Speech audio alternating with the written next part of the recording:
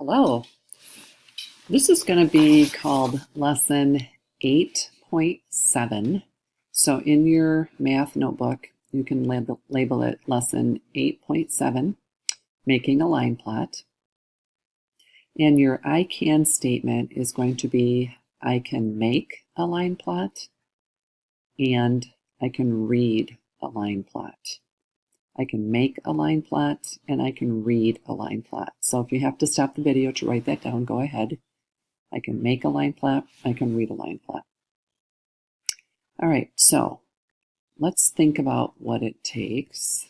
And I can't get my PowerPoint to move. There we go.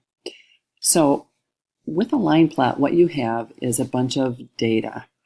And the first thing you need to do is put it in chronological or number order, like the order if you were counting. So let's take an example. If these were all scores on a math test, we would first write them out in order, starting from smallest and going up to the largest. So 63 is the lowest score, 97 is the highest score. So if we were going to make a line plot for this, one of the things that we would have to do is determine a scale and intervals. Now, what does that mean? Well, we'd have to think, do we want our line plot to go up one number at a time? Do we want to count by twos, fives, tens? So in this particular example, if we had a small range of numbers, we would probably just use intervals of 1 and go up by 1. But we've got larger scales. So we jump from 63 to 68. So in this example, I'm thinking it's best that we use intervals of 5. So since our lowest score is 63, we could maybe start at 60. We're very close to 100, so we can go from 60 to 100 and count up by 5s. So here's what that would look like. You would first draw a horizontal line and mark the intervals. So there's our line. We're going to start here at 60, 65, 70, and so forth, up to 100. So now we look at our data, or our data, it's pronounced both ways, and we're going to put an X above the number for each data point. So for example, if I have 60 and 65, 63 is going to be somewhere in between those two, so it might look something like that. So I'm going to do the same thing with 68, 72, 74, 79. And now you notice that I have a couple of 80s. So we're going to have to pile those on top of each other. So if a number is repeated, you place the X above the other. 83, 84, 84, 84, 85, 88. I've got 4 90s. Got a 93, I've got 3 95s, and a 97. So basically, we've taken all of this data and put it on a line plot. So it's very easy to see that 90 was the score that occurred the most. Lowest score, what we call the minimum, highest score, the maximum. So one of the things when you're making a line plot is you want to count the number of data points and the number of X's to make sure you plot at each point. So we have 22 data points. We should have 22 X's. And I've counted them out and I have confirmed that we do have 22. Actually, the funny thing is when I made this, I counted 21 and I realized I had forgotten a 95. So I fixed that. Now, reading a line plot. So here we have a line plot that's already been made for us. And one of the things you need to do when you're reading the plot is the same thing. So you have to look at the scale and the intervals.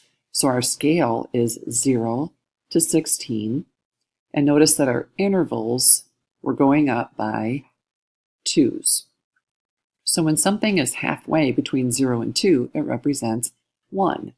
Now, I was thinking that this could represent the number of hours that boys in our class watch Fortnite, or I mean, not watch it, but play Fortnite in a week. So If that were the case, what is the greatest number of hours Fortnite was played? Now, don't say 16 just because you see 16 as the highest number. The X's are what represents the data. So in this case, 15 hours would be the greatest number of hours played. So see if you can answer this question from reading the line plot. How many people played Fortnite for 8 hours?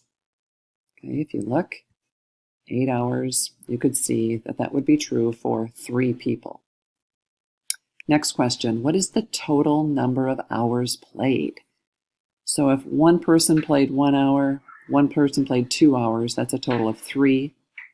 4 and 4 is 8. 3 hours plus these 8 hours, we're up to 11 hours. So you'd have to add 7 hours. 3 eighths would be an additional 24. So in order to total up all of these hours, you'd have to do exactly what I just said. When you get to here, you've got 10, 20, 30 hours represented right here because 3 people played for 10 hours. So try to add all these up. Stop the video, see what you get. You are correct if you got 98. All right, so that's reading a line plot, being able to answer questions like those. So here's your practice problem. As a volunteer at the animal shelter, Uma weighed all the puppies. She made a list of the weights as she weighed them. The puppies' weights were, and then you can see them all listed there. So your job in your math notebook is to draw a line plot of the puppies' weights. So you're going to need a horizontal line, just like this one. I would suggest you use the same number for your scale. And let's think about the intervals here a minute. If we look at our data, 3 3/4, 3 1/2 is smaller than that. I'm checking my data to find my smallest data point, and I'm noticing it's right here. So 3 1/4 would be my first marking, and it looks like we're going to want to go up by 1/4 of a pound each time. So 3 1/4, 3 2/4 would actually be the same as 3 1/2, 3 3/4, 3 4/4 would actually be 4. So this would be 4, and this would be 4 1/4. So I've probably given you way too much information already. Make sure you finish that. Put your X's where they belong. That's part A. So part B, I want you to use the line plot to write and answer a question about the data. So you're going to make up a question like the ones you saw about Fortnite. So make up some kind of a question that would go with the line plot that you made. And remember, it would have to have something to do with the puppies and the weights. So I'm looking forward to seeing what you come up with. All right, see you soon.